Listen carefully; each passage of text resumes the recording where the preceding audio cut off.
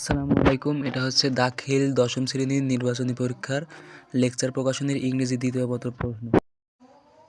আর সকল ধরনের প্রশ্ন পেতে আমাদের চ্যানেলটি সাবস্ক্রাইব করে রাখুন। আর আপনাদের সুবিধার্থে আমাদের ডেসক্রিপশন বক্সে হোয়াটসঅ্যাপ গ্রুপের লিঙ্ক দেওয়া থাকবে, সেখান থেকে আমাদের হোয়াটসঅ্যাপ গ্রুপে অ্যাড হয়ে যাবেন। ধন্যবাদ সকলকে।